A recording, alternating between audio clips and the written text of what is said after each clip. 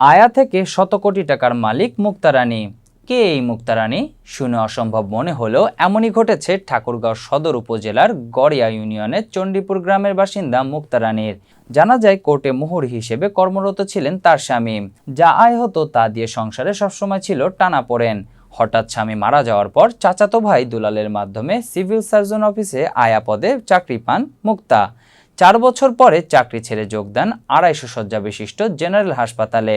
চাকরিরত অবস্থায় তার সখ্যতা গড়ে ওঠে সাবেক পানি মন্ত্রী ও স্থানীয় সংসদ সদস্য রমেশ চন্দ্র সেনের সঙ্গে। তারপর থেকে আর পেছনে ফিরে তাকাতে হয়নি মুক্তা রানীকে।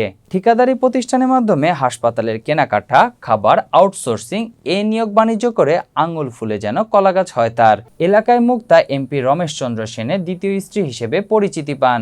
মুক্তা রানী থেকে নাম পরিবর্তন করে হয়ে ওঠেন মুক্তা সেন।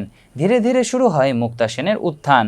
খোঁজ নিয়ে দেখা যায় মুক্তা রায়ের ঢাকায় 2টি ফ্ল্যাট, ঠাকুরগাঁও পৌর শহরে 2 তলা বাড়ি, শান্তিনগরে 5 শতকের 2টি প্লট, পুরাতন বাস স্ট্যান্ডে 10 শতক জমি, পঞ্চগড় ঠাকুরগাঁও মহাসড়কের পাশে একটি রেস্টুরেন্ট, সদর উপজেলার বাদুপাড়ায় বাড়ি জমি ও সয়াবিন তেলের কারখানা, চণ্ডীপুরে বাড়ি, মিল চাতাল ও পুকুরসহ 20 বিঘা জমি, সদরের গড়িয়া বাস স্ট্যান্ডে 8 শতক জমির উপরে বাড়িও রয়েছে মুক্তার। চলতি বছরে মুক্তার 2 ছেলে তুর্য ও মাধুর্য এন্টারপ্রাইজ নামে পূবালী ব্যাংক হিসাব নম্বরে লেনদেন হয়েছে 20,38,02,099 টাকা।